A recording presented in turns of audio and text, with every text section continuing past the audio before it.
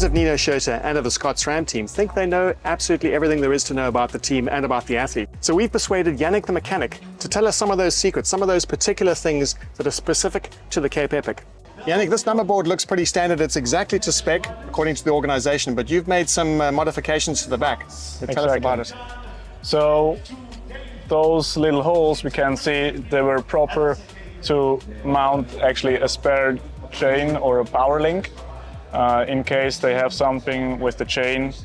One of the athletes carries the tool with the chain breaker, and here we have a spare power lock.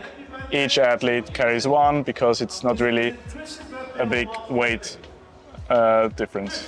So when you're talking about weight, it seems like the riders are sharing the weight between the bikes. Exactly. They're not carrying a duplicate of everything in terms of the tools, is that right? I can tell you how we split it up. So Andre carries the tube.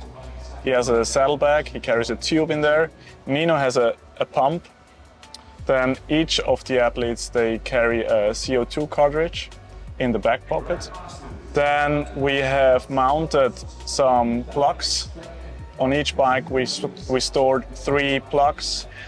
We have a little knife also behind the number plate, just to cut off the excess of the plug. Then, as I mentioned, the tool. Andre carries the tool. Nino got the GPS transponder in his pocket. Both of them, they have 2 bottle cages. But one thing that you haven't talked about that I'm spotting, maybe you're avoiding the topic, but I see there's a bit of Velcro behind this number. Exactly. So Cape Epic came up with a new rule. You are allowed to share a bike with your backup team. So in case the team number A has a huge problem with a bike, the backup team, they are allowed to swap the bikes. So normally we mount a number plate with some zip ties, but that's kind of rough to take off and take it over to the next bike. So we came to the idea that we mount the number plate only with Velcro, so we can rip it off and we can place it to the next bike. Can we rip it off? Can we show? And these ones are a little bit harder, but that's kind of the safety in case they crash. So you really just how do you say?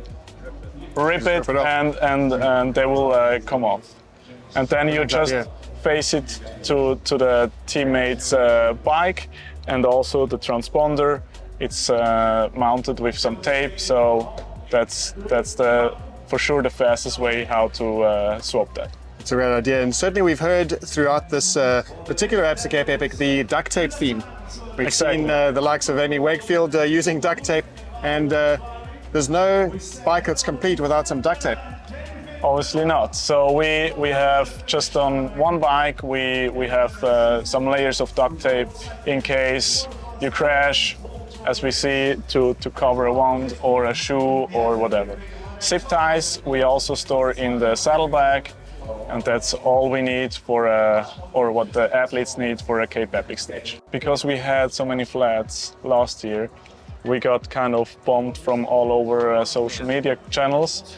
We did our homework and we came up with a special tire which is called Cape Epic. In cooperation with Maxxis, we did the pattern a little bit different, so we have more protection on the regular surface, but also on the sidewall. So, finger crossed, it looks good. We haven't had any flats, and hopefully we have no flats end of the Cape Epic. Thank you very much, Yanick, and for those secrets behind the Epic bikes. And for any more of this exclusive content about the tech at the Absa Cape Epic, tune into the Epic Series YouTube channel and subscribe.